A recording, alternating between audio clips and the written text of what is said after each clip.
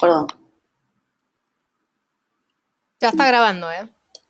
Buenísimo, bueno, bienvenidos a todos al primer webinar del capítulo de kinesiología de la Asociación Argentina de Medicina Respiratoria. El tema de la sesión del día de hoy es rol del ultrasonido en la monitorización de la función diafragmática, a cargo de la doctora Cecilia Costa, médica anestesióloga del Hospital Privado de la Comunidad de Mar del Plata. Bueno, le agradecemos, doctora, por su participación y el tiempo para esta charla. Para el mejor desarrollo de la sesión, las preguntas podrán realizarse al final de la disertación, ¿sí? Así no interrumpimos la disertación. Y bueno, sin ninguna otra aclaración, doctora, cuando usted desee puede dar inicio a la charla. Perfecto, bueno, muchísimas gracias por la invitación a dar esta charla. Espero que pueda ser útil y bueno, vamos a comenzar dando los primeros lineamientos y al final las preguntas que ustedes quieran hacerme, trataré de responderlas. Bueno, lo que vamos a hacer en esta charla es primero hablar un poquito de la metodología de estudio, luego ver qué evidencia científica hay respecto a esta metodología de estudio del diafragma y cuál es la aplicación clínica y cuáles son los principales escenarios donde se está utilizando esta herramienta. Como ustedes saben, el diafragma es uno de los principales músculos respiratorios. Su disfunción provoca fallo respiratorio asociado principalmente a hipercapnia, aunque en fallos más severos puede dar también hipoxemia. Las causas de disfunción diafragmática son muy variadas. Hay algunas ocasionadas principalmente debidas a lesión del nervio frénico, otras ocasionadas por enfermedades neuromusculares, metabólicas, asociadas a postoperatorios de cirugías abdominales mayor, como hepatectomías, o cirugía cardíaca. Esto es más frecuente por ahí en cirugías cardíacas pediátricas, donde muchas veces requieren una cirugía posterior, como la aplicatura para mejor funcionamiento de esos hemodiafragmas. La disfunción asociada al paciente crítico, asociado a drogas, metabólica, injuria, atrofia, y la conocida disfunción diafragmática asociada al respirador. Como métodos de estudio, ustedes saben que existe clásicamente la radiografía, la radioscopía, la resonancia dinámica, la tomografía, ¿sí? Y otros estudios electrofisiológicos. En los últimos años ha aparecido una herramienta que es el ultrasonido aplicado al estudio de la función diafragmática. Tiene algunas ventajas y al final de la charla también vamos a ver que tiene algunas limitantes. Toda herramienta diagnóstica tiene su lado positivo y su lado negativo, ¿no es cierto? Dentro de las ventajas podemos mencionar que no produce ningún tipo de radiación, puede ser realizada al lado del paciente sin necesidad de traslado a la unidad de diagnósticos por imágenes, como por ejemplo cuando queremos realizar una fluoroscopía, una radiografía o una resonancia. Permite la evaluación de cada uno de los hemidiafragmas y de una manera dinámica, ¿sí? En tiempo real. Es por demás decir no invasiva, reproducible, puede utilizarse cuantas veces nosotros lo necesitemos. La existencia en el paciente de un derrame pleural o de una consolidación, ya van a ver ustedes, nos facilita mucho la identificación del diafragma y muchas veces también nos orientan a por qué ese diafragma también está funcionando mal a veces. Y es un método de elección, digamos, cuando queremos estudiar la función de cada uno de estos hemidiafragmas. Vamos a ver que hay distintos tipos de sondas con las cuales podemos estudiar el diafragma. Por un lado, en primer lugar, vamos a mencionar la sonda lineal, ¿sí? Que es la que tenemos aquí arriba.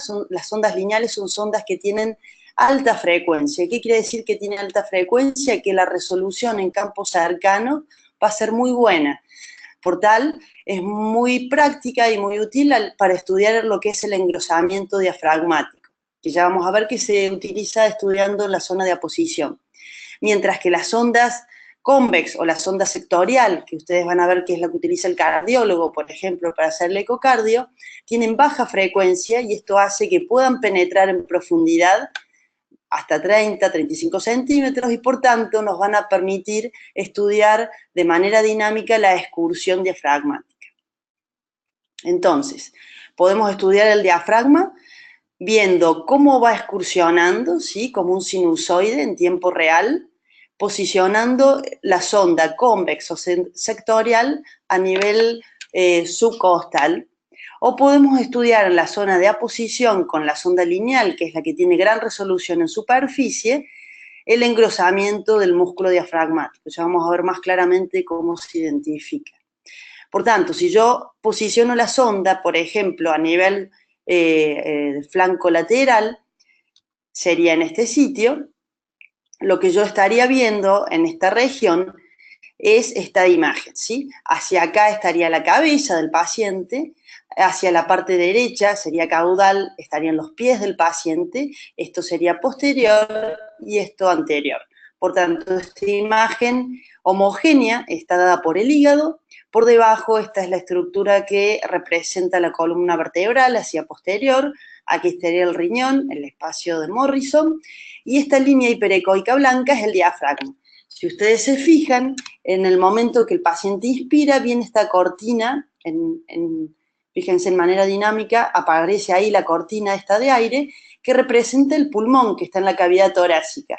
Por tanto, a este nivel no es lo más útil para poder identificar correctamente todo el diafragma por el hecho de que si el paciente no tiene un derrame pleural o una consolidación, el pulmón aireado va a artefactar la imagen y no voy a poder ver en su extensión completa el diafragma. Esa sería la zona de escaneo, ¿no es cierto? Entonces, ¿cómo vamos a hacer estudiar la excursión diafragmática? Para estudiar la excursión diafragmática podemos estudiar del hemidiafragma derecho o del izquierdo, posicionando la sonda a nivel subcostal. De esta manera, lo que vamos a ver es la parte posterior del diafragma, ¿sí? Fíjense que ustedes van a estudiar esta zona, ¿sí?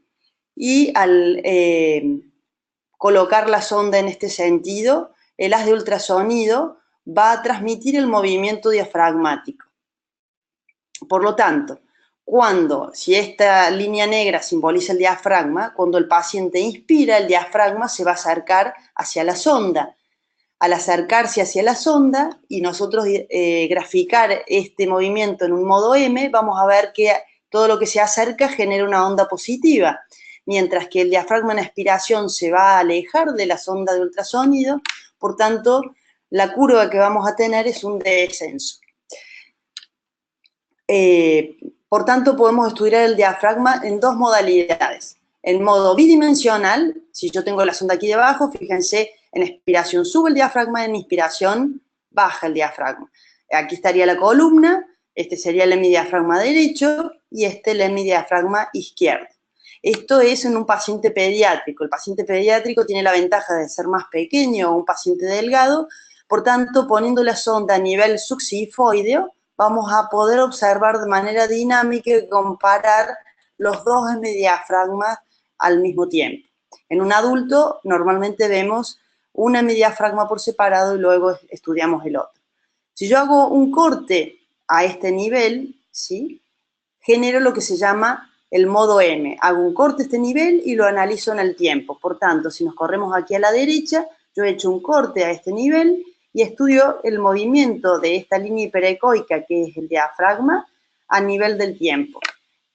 Cuando el diafragma se acerque a la sonda, va a generar un movimiento positivo, y cuando se aleje va a generar uno negativo. Por tanto, vamos a ver inspiración y expiración de manera dinámica.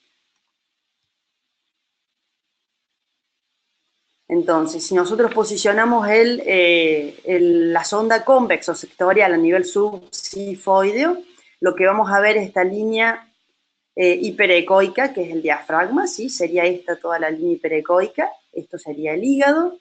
Hacemos el corte y vamos a ver el movimiento sinusoidal del diafragma. ¿Para qué me sirve esto? Para poder ver cuánto excursiona ese diafragma en inspiración, cuánto dura la expiración también. Entonces, puedo medir cuánto es la excursión máxima, ¿sí? puedo medir el tiempo inspiratorio y puedo medir el tiempo total. Si yo conozco la excursión y conozco el tiempo inspiratorio, puedo también calcular la velocidad a la cual se mueve ese diafragma. Hay un trabajo muy interesante donde lo que hicieron en voluntarios sanos es estudiar cómo se comporta esta excursión diafragmática cuando uno respira normalmente, en respiración forzada o con una maniobra que se llama maniobra de sniffing.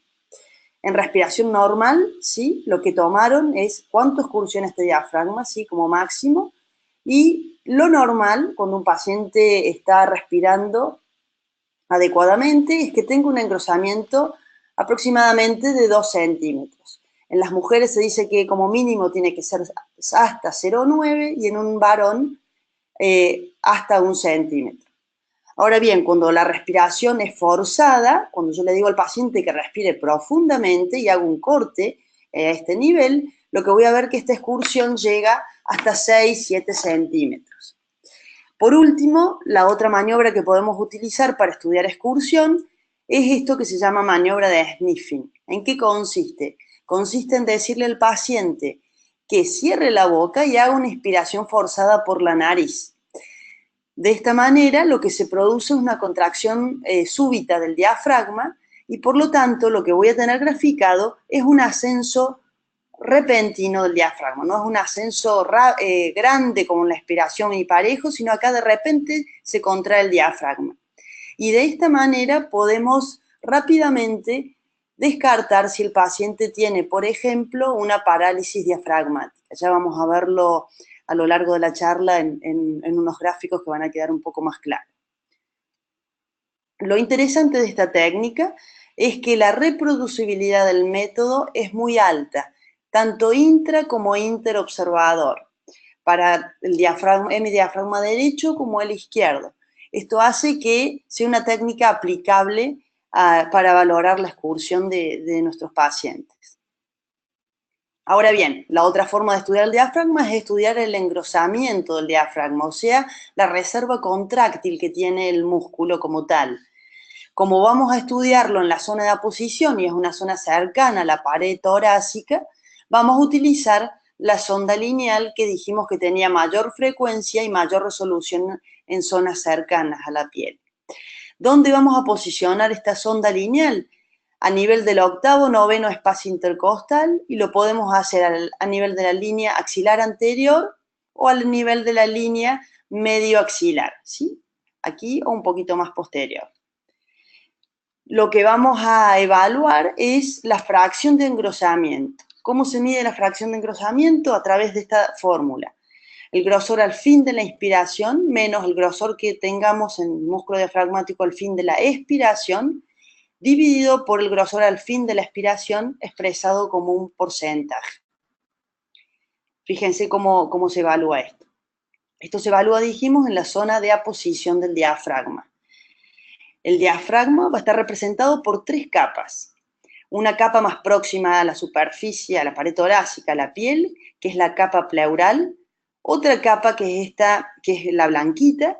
Otra capa que es esta más negrita, más hipoecoica, que está representada por el músculo mismo. Y una capa, por último, peritoneal, que del lado derecho va a ser mucho más visible por el hecho de que aquí se encuentra la cápsula de Gleason y eso hace que contraste más y se lo puede identificar mejor al diafragma. Entonces, fíjense, tenemos la capa pleural, la capa diafragmática y la capa peritoneal. La evaluación del engrosamiento diafragmático es importante que lo hagamos siempre de la misma manera. Se puede hacer tanto en modo bidimensional como en modo M. Si nosotros lo evaluamos en modo bidimensional, lo que vamos a hacer es evaluar el diámetro que tenemos entre la capa pleural y la capa peritoneal. Lo podemos hacer en modo bidimensional, como estamos viendo ahí. Uno le pide al paciente que inspire profundamente y en inspiración máxima el diafragma se va a engrosar. Pausamos, frizamos la pantalla y con el caliper medimos el diámetro. Luego, le pedimos al paciente que expire totalmente y frizamos nuevamente la pantalla y volvemos a medirlo. Cuando lo hacemos en modo bidimensional es mucho más exacto, muchas veces, más fácil, y es importante que lo hagamos al mismo nivel, la medición en inspiración y en expiración, y no nos vayamos a otro sector del músculo. Entonces, lo que vamos a hacer es medir estos dos diámetros. Cuando hagamos la medición es importante, si ustedes toman la línea, hay algunos que toman la línea pleural y peritoneal, ¿sí? Otros toman desde adentro hacia adentro, en inspiración máxima o en expiración máxima. Lo importante es que cuando hagamos la medición siempre lo hagamos de la misma manera, porque si a veces tomamos las capas peritoneal, pleural y peritoneal, y a veces no, esos milímetros cuentan y entonces las mediciones van a ser erróneas. No sé si me doy a entender. Por tanto, hacemos la medición al fin de inspiración máxima menos el fin de expiración sobre el fin de expiración, y esto nos va a dar un valor. Entonces, para evaluar la excursión diafragmática, básicamente lo que vamos a utilizar es evaluar la excursión, con qué tipo de sonda, con una sonda que me permita ver la imagen en profundidad. Por lo tanto, voy a usar una sonda sectorial o una sonda convex. Perdón. El abordaje va a ser subcostal a nivel de la línea axilar anterior y lo podemos evaluar tanto en modo bidimensional como en modo M. En inspiración normal va a ser entre 1.5 y 2 centímetros, en una sniffing va a ser hasta 3 y en una respiración profunda aproximadamente entre 6 y 7. La velocidad va a ser medida también con una sonda de baja frecuencia, convexo sectorial, porque tengo que ver la excursión. Lo voy a hacer en el mismo sitio, en el mismo abordaje que evaluó la excursión, y estos son los valores entonces que vamos a tener de corte como valores normales. Y la fracción de engrosamiento diafragmático, como dijimos recién, se evalúa con una sonda lineal en la zona de aposición entre el octavo y noveno espacio intercostal. Lo podemos evaluar tanto en modo bidimensional como en modo M, y lo normal es que la fracción sea mayor a 36, ¿sí? Y esto, como vamos a ver ahora en unos minutitos, es un predictor muy importante de Winning cuando quiero ver si el paciente fracasa o no luego de una prueba de respiración en tubo en T. Muy bien. Vamos a ver entonces ahora la evidencia científica. Ustedes van a ver que en los últimos años han aparecido muchísimos artículos y artículos en revistas importantes mostrando el rol, mostrando la utilidad que tiene esta herramienta en el estudio de la función diafragmática, tanto en el paciente crítico, en quirófano o en cuidados intensivos, como también la utilidad está para, por ejemplo, el seguimiento y el estudio de pacientes EPOC, como vamos a ver ahora en un ratito. Muy bien. Entonces, una de las aplicaciones clínicas es evaluar la sincronía del paciente con cuando se encuentra en ventilación mecánica, ¿sí? ¿Cómo se hace? Esto se hace registrando en un modo M la excursión diafragmática. En inspiración, acuérdense que sube el diafragma cuando el diafragma está funcionando correctamente, y en expiración va a descender, ¿sí? Porque se va a alejar de la sonda.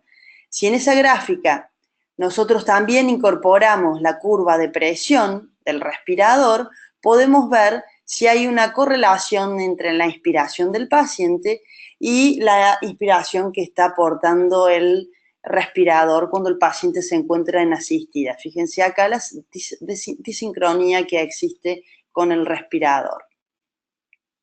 Por otro lado, el engrosamiento diafragmático también es muy útil para estudiar la reserva contráctil que tiene este diafragma. Como ustedes saben, el diafragma es un músculo y como tal, cuando el paciente se encuentra en ventilación mecánica, por ejemplo, se va atrofiando y va perdiendo su función.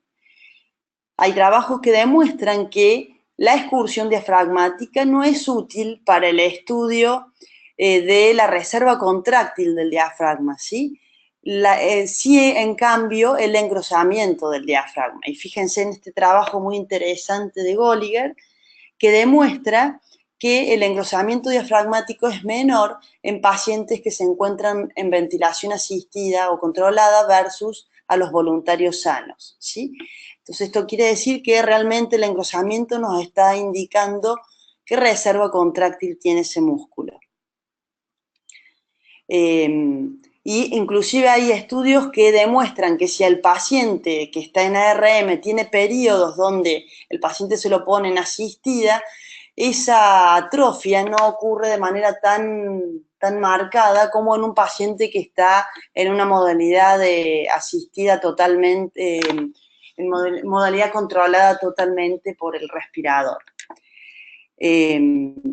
Entonces, el ultrasonido nos permite evaluar ese engrosamiento, esa reserva contráctil, a través del engrosamiento diafragmático y no tanto a través de la excursión. Hay dos trabajos muy importantes que utilizan el ultrasonido como predictor del winning en pacientes que se encuentran en ventilación mecánica. Uno de estos trabajos es un trabajo de Giovanni Ferrari, donde lo que hacen ellos es establecer un valor de corte. Aquellos pacientes que durante el test de respiración espontánea, antes de la extubación, presentaron un engrosamiento diafragmático mayor a 36%, tuvieron mayor éxito en la extubación y menor incidencia en la reintubación. Esto se asoció a una sensibilidad y especificidad muy alta como método diagnóstico o predictor. Fíjense acá, los pacientes que tenían una fracción de engrosamiento mayor al 36% tuvieron una extubación exitosa. La sensibilidad de esta técnica fue del 82%, la especificidad del 88%, con un valor predictivo positivo del 92%.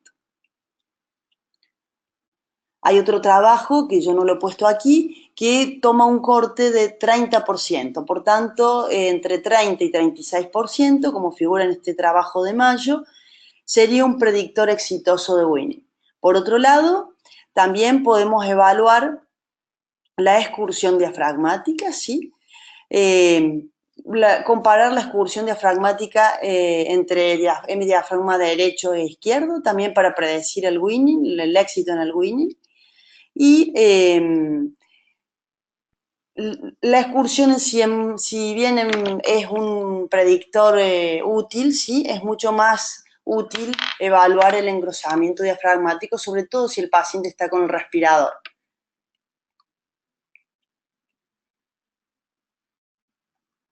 Ahora bien, si bien este predictor, estudiado por varios autores, es útil a la hora de establecer o predecir si vamos a fallar o no en el winning de un paciente que estuvo en ARM, hay otras herramientas que también nos permiten predecir ese éxito, y lo útil y lo que se está viendo que es más exitoso en predecir el éxito del winning es asociar varias herramientas. Por ejemplo, evaluar por un lado el engrosamiento diafragmático, evaluar por otro lado el score de aireación que tiene ese paciente, que ahora vamos a ver un poquito de eso, evaluar también si el paciente presenta o no presenta derrame pleural asociado y evaluar la función diastólica. ¿Por qué? Porque el hecho de presentar una disfunción diastólica, sobre todo un patrón pseudonormalizado o restrictivo, también se asocia a fracaso de winning.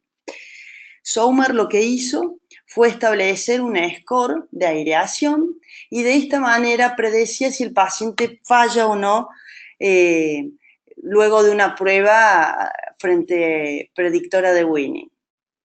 Para poder establecer este score de aireación, lo que hizo fue pautar 4 patrones. Perdón. El patrón que tienen aquí arriba, ¿sí? Que es el patrón de aireación normal. Acá lo que están viendo es puramente artefactos. Cuando el pulmón está aireado, lo que vemos como imagen real son las corticales de las costillas, por debajo de las corticales la línea pleural y por debajo artefactos horizontales que me están indicando, junto con el deslizamiento de la pleura, el lung sliding, que ese pulmón está aireado. El segundo patrón que estableció fue el patrón de pérdida de aireación, donde tenemos algunas líneas B. Estas líneas B es lo que me están indicando que hay algún tipo de pérdida de aireación, ¿sí? Mientras más líneas B tengo, la pérdida de aireación es mayor.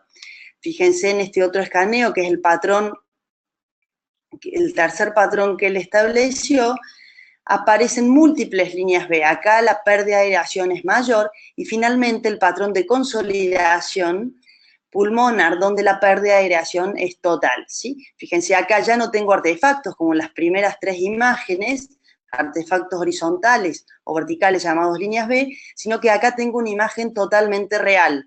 Vemos el pulmón consolidado y esos puntos blancos, esas ramificaciones, son los broncogramas aéreos. O sea que partimos de una imagen totalmente artefactual a una imagen real y de alta resolución. ¿Qué hizo Sommer? De acuerdo a el escaneo que hace él en el tórax, dividiendo en 12 regiones, estableció un score. El pulmón normal va a ser un score 0, el pulmón con alguna pérdida de aireación 1, con mayor pérdida de aireación 2 y con una pérdida total 3. La suma de las áreas que él escaneaba permiten predecir el fracaso o el éxito de el WIN. Entonces, esto es lo que estábamos hablando recién.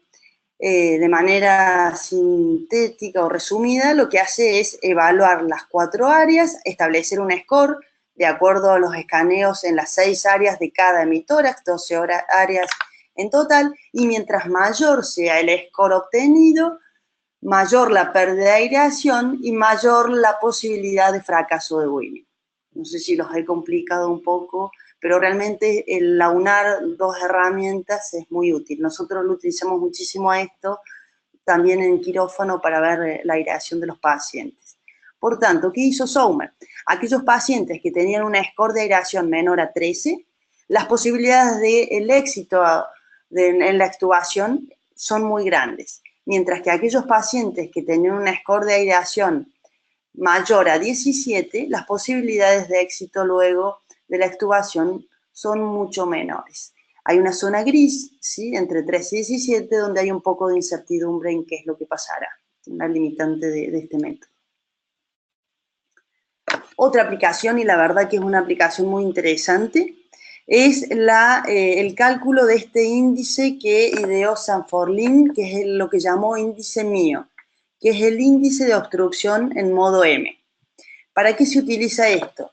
Se utiliza para evaluar el grado de obstrucción que tenga el paciente, similar a una prueba de espirométrica que uno podría utilizar en consultorio, por ejemplo, pero utilizando el ultrasonido. Entonces, lo que hace un trazado, ¿se acuerdan? Es el diafragma, la línea hiperecoica, hacemos un trazado a nivel del diafragma, y lo que vamos a evaluar es la inspiración y luego la expiración, ¿no es cierto? Él hace una relación entre la expiración en el primer segundo y la expiración total. Entonces, la relación entre la excursión diafragmática expiratoria al primer segundo, que sería el BEF sub 1, y la expiración total, nos va a dar un índice, que es este índice que hablamos recién, que es el índice de obstrucción en modo M o índice mío. ¿Para qué me sirve esto?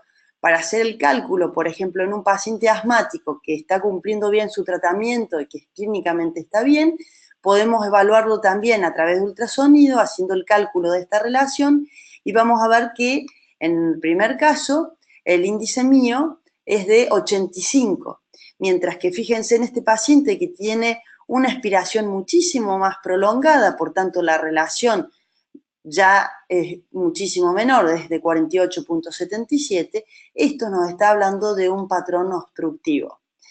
Lo que estableció Sanforlin con su trabajo es un corte donde el paciente que tiene un índice mío menor a 77, este valor ya es sospechoso de un patrón espirométrico obstructivo, con un valor predictivo positivo de 95.5%.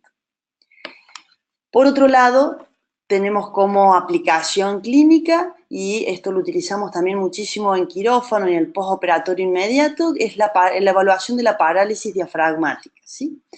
Las causas de parálisis diafragmática son múltiples: postoperatorio de cirugía cardíaca o cirugía torácica, abdominal superior, lesión medular, la polineuropatía del paciente crítico, injuria directa del nervio frénico o polirradiculoneuritis. La podemos evaluar tanto en modo bidimensional, ¿sí?, donde vemos en manera dinámica cómo asciende y desciende el diafragma, o la podemos evaluar, como dijimos recién, en modo M. En inspiración, la sonda se acerca al diafragma, entonces sube, y en expiración baja. ¿Qué ocurre cuando el paciente tiene una parálisis? Cuando el paciente tiene una parálisis pueden ocurrir dos cosas. Una es que el diafragma, que aquí sería esta línea hiperecoica, no se mueve, está estática, ¿sí?, no tiene movimiento oscilatorio de inspiración-expiración. O también puede ocurrir un movimiento inverso. ¿Se acuerdan que al comienzo de la charla hablamos de la maniobra de sniffing? ¿Sí? ¿Qué es esta maniobra? Esta maniobra es muy simple, lo único que necesitamos es que el paciente responda a órdenes y colabore y nos entienda lo que le queremos decir, pero les digo que hasta los chiquitos la pescan al vuelo. Lo que le vamos a pedir al paciente es que cierre su boca e inspire profundamente. No es una respiración profunda, sino con boca cerrada. De esta manera, si el diafragma funciona normal, en 3 segundos descartamos la parálisis. ¿Por qué? Si el diafragma funciona normal, se produce una contracción súbita del diafragma y un ascenso súbito. Mientras que si el paciente tiene una parálisis, ocurren dos cosas. Una, no se mueve con la maniobra de sniffing, o ocurre un movimiento paradójico, ¿sí? El diafragma con la maniobra de sniffing, como está paralizado, no se contrae, pero los músculos de la caja torácica sí, y estos generan el movimiento paradójico del diafragma. Y de esta manera, ustedes en unos segundos nomás ya pueden hacer el diagnóstico de parálisis. La reproducibilidad del método, como dijimos antes, es muy alta, es mayor al 90%, tanto en estudios hechos por Boussuges y por Kim. Y el engrosamiento diafragmático también tiene una reproducibilidad muy alta. Esto hace que sea una técnica totalmente aplicable y reproducible y que podamos utilizarla de manera estandarizada. Dentro de las limitaciones, porque toda técnica tiene sus limitaciones, es la mala ventana acústica, ¿sí?, que ocurre entre un 2 o un 10%, sobre todo en pacientes muy obesos, donde el panículo adiposo nos va a dificultar poder visualizar el diafragma. Acá por ahí el apretar un poquitito, aunque no mucho, hace que disminuya la atenuación por el tejido adiposo del ultrasonido. Igual, para ver el diafragma no hay que apretar, porque si no torturamos al pobre paciente y deja de colaborar, ¿sí? Es solamente hacer la inclinación con un movimiento muy ligero de tilting hasta obtener la imagen. Pero un paciente muy obeso nos va a dificultar la visualización. Lo otro que tenemos que tener bien presente es que tenemos que estar bien perpendicular a la línea de excursión diafragmática, ¿sí? Si no, lo que vamos a estar midiendo no va a ser adecuada la inclinación y la medición puede ser errónea. Entonces, como a modo de resumen, podemos decir que el estudio sonográfico del diafragma ha crecido mucho en los últimos años. Realmente es muy útil como método para el estudio del paciente crítico, que no puede movilizarse, que se puede realizar a la cabecera del paciente y cuantas veces nosotros lo querramos reevaluar. Permite evaluar el diafragma a través de dos maneras fundamentales: la excursión y el engrosamiento diafragmático, y realizar diagnósticos de parálisis, paresia, disfunción postoperatoria, predecir el éxito o el fracaso de un winning, aplicado también, como vimos, a la evaluación de la sincronía ventilador-paciente, y evaluar también la progresión de diferentes patologías como pacientes con enfermedades neuromusculares o degenerativas, para ver cómo va la función diafragmática, si mejora o si se mantiene estable o se deteriora. Bueno, hasta aquí sería la presentación. Buenísimo, Cecilia, muy interesante. Bueno, ahora empezaremos con el bloque de preguntas. Si alguien desea hacer alguna pregunta a la doctora, puede apretar el icono de la manito. Yo te voy diciendo a quién le voy habilitando el micrófono. El doctor David Gatica está levantando la manito. Ahí se lo habilité, a ver si él lo tiene habilitado de su parte. Está levantando la manito, a ver.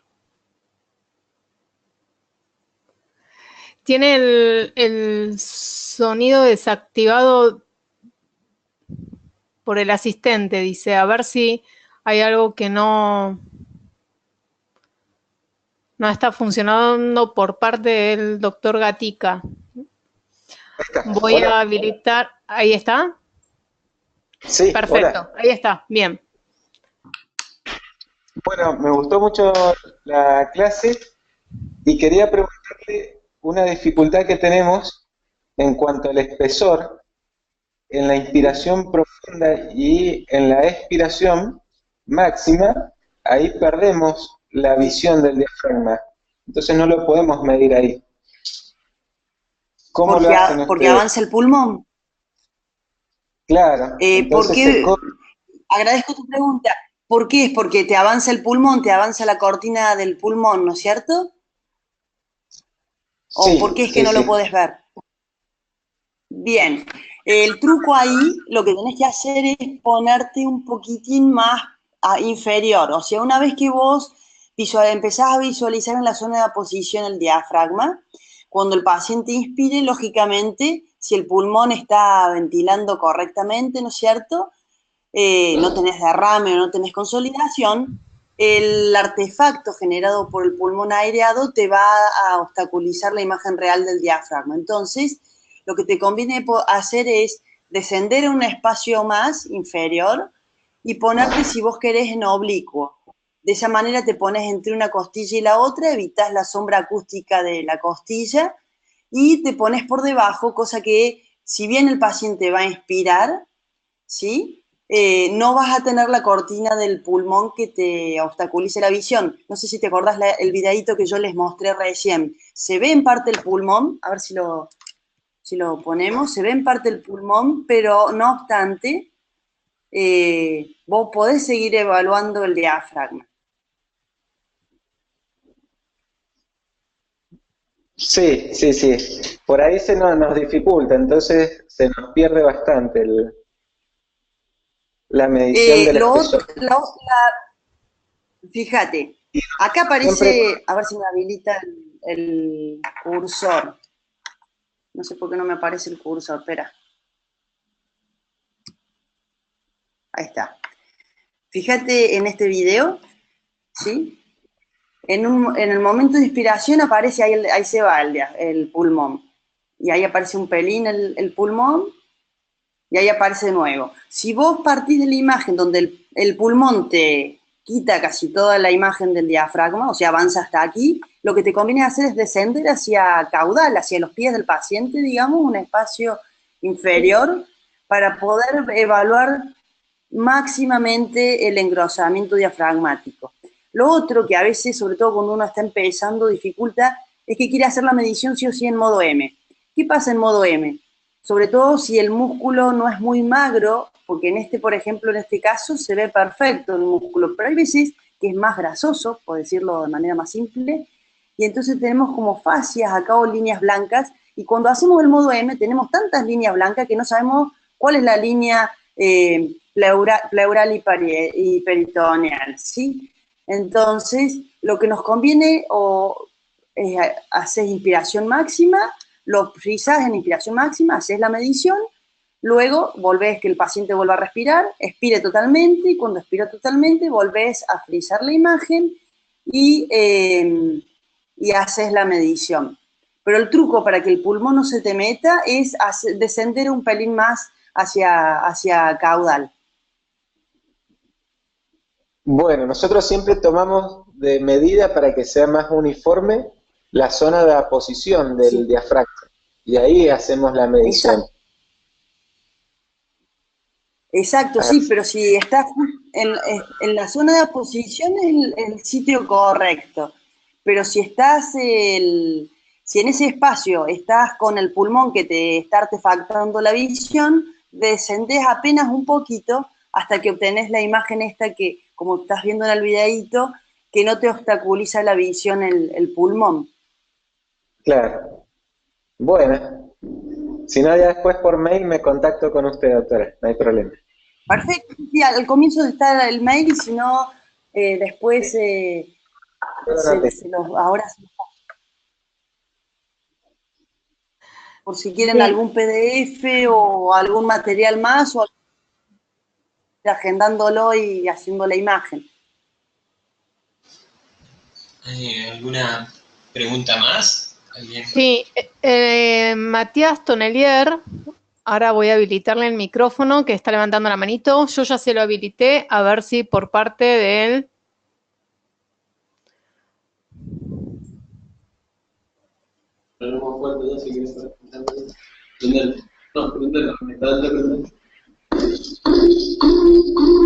Ahí está, Matías está habilitado.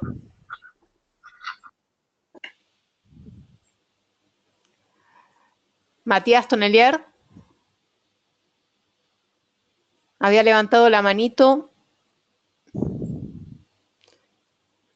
Bueno, se ve que no. No se conecta. Matías. Hola, hola. Matías. ¿Me Sí, escuchan ahí? estamos escuchando. Ah, perfecto. ¿Qué tal? Buenas tardes. Se me había acá colgado un poquito. Ante todo, agradecerle a la doctora Cecilia la presentación. Te cuento un poco, yo soy médico residente de terapia intensiva, acá trabajo en Neuquén, y estamos trabajando mucho en todo lo que es... ¿Me escuchás ahí? ¿Hola? Sí, te escucho perfecto. Ah, perdóname, no, yo por este corte no sé si me escuchan. Yo lo que le quería consultar a la doctora brevemente es, dentro de lo que es la curva de aprendizaje, si doctor, si usted tiene alguna idea de cuántos procedimientos uno debería hacer para que, digamos, nuestra eficacia, como esto es un proceso operador dependiente, sea, digamos, una evaluación, digamos, de calidad. Si hay algún número de procedimientos. Bien, muy buena tu pregunta. En todo esto que es ultrasonido, es una herramienta que se está metiendo cada vez más en distintas disciplinas que antes era impensado tener un ecógrafo, ¿no es cierto? Ahora bien, la formación como tal no está del todo establecida, sobre todo acá en Argentina. No hay todavía aquí exámenes que te certifiquen que vos ya sos, digamos, apto como para hacer ultrasonido pulmonar, diafragmático, cardíaco o tal.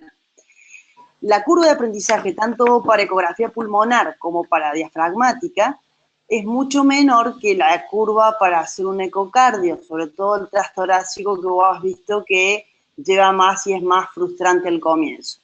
Sí. En esto, vos podés tener, lo importante es no solo el número de examinaciones que vos hagas, sino como también la supervisión que vos tengas en la examinación que vos hagas. Bien. Esto vale para todo, para accesos vasculares, para ecopulmonar y para todo lo que sea que implemente el ultrasonido. Normalmente lo que se dice que con 80 escaneos vos y con con 2 horas de entrenamiento con supervisión, digamos, vos ya podrías animarte a reconocer patrones, ¿sí?, sonográficos, pulmonares o diafragmáticos. ¿Estamos? Perfecto. Lo que te certifica verdaderamente es después el día a día, pero lo importante es al comienzo que vos tengas una supervisión, porque tal vez vos estás haciendo mediciones, pero no estás utilizando los mismos parámetros de manera reglada, o como decíamos antes, la medición algunas veces la haces tomando las capas peritoneal y pleural y otras veces no, entonces las mediciones van a variar y no porque el paciente esté mejorando o esté empeorando. Lamentablemente en Argentina no tenemos todavía exámenes de certificación para lo que es la ecografía pulmonar. Dios quiera que llegue todo esto. Pero Normalmente la curva no es muy difícil, sino es muy marcada, como por ejemplo lo que es ecocardiografía.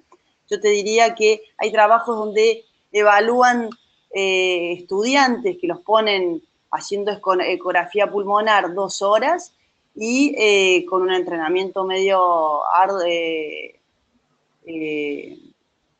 intenso, y vos ya podés reconocer patrones y reconocer el diafragma, que el diafragma todavía es una estructura real y es más fácil de identificar que, por ejemplo, patrones artefactuales cuando vas a hablar de consolidaciones y demás. ¿Sí? ¿Vos sos terapista? Trabajo, sí, estoy haciendo la formación en terapia intensiva.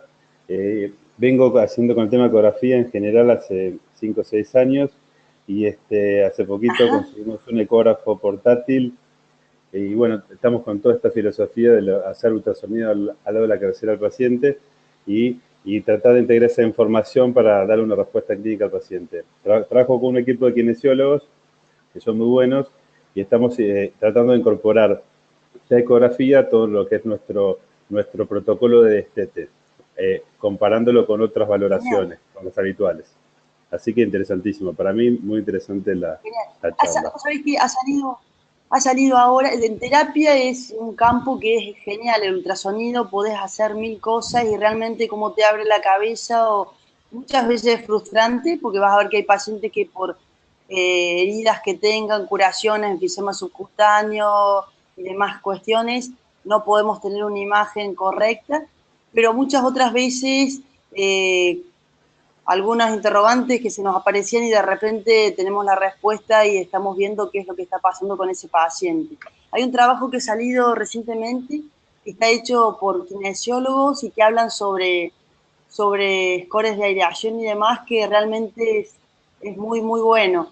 El aplicarlo al proceso de Winning ayuda muchísimo, pero yo creo que no es nada más, por ejemplo, porque de repente uno tiene una fracción de engrosamiento malísima y uno ya catapulta al paciente y va a decir, este paciente no lo estuvo más. Y de repente el paciente al otro día está leyendo el diario, sentadito en su cama. Me parece que es la suma de todas estas otras cuestiones, una ecografía multiorgánica en la que nos ayuda más a predecir ese winning, el éxito o no. Tal cual, tal cual. Fenómeno. Bueno, Doc, muchas gracias. No, por favor, gracias a ustedes por estar ahí. Muy bien. Bien, no hay nadie más no hay ninguna manito levantada. No sé, José, si querés ir redondeando o si queda algo más pendiente.